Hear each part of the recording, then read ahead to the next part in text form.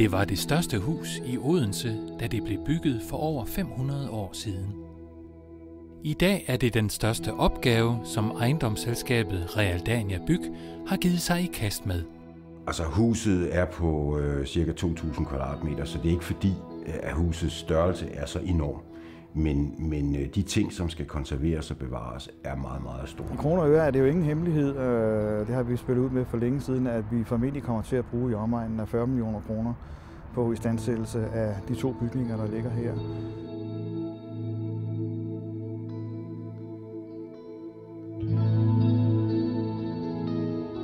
Jeg mener at lytte mig til, at Syddansk Universitet vil bruge det både som deres auditorium i byen, men også bruge det som sådan en folkeuniversitets ting. Det adelige Jomfrukloster skal huse Syddansk Universitet, når det er færdig restaureret. Det er jo Karen Brahe, som har stiftet det adelige Jomfrukloster her, som var en af datidens mest lærte kvinder. Så man kan sige, at huset har en ind af uddannelse, måske på den lidt elitære måde. Og det gør vel også, at universitetet er oplagt som bruger af huset.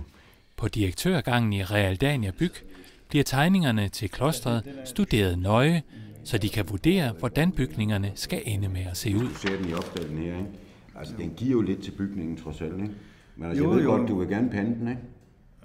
Det kunne jeg måske godt finde på lige præcis det. Ejendomsselskabet Realdania Byg har også deres base i Odense, så de er på hjemmebane.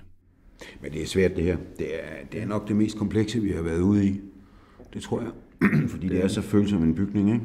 Det er nok en af de mest komplicerede opgaver, som vi overhovedet kan give os til kast med her i kongeriget Danmark. Nu skal huset igennem en intens 5-årig restaurering, hvor man går på jagt efter de helt oprindelige beboere.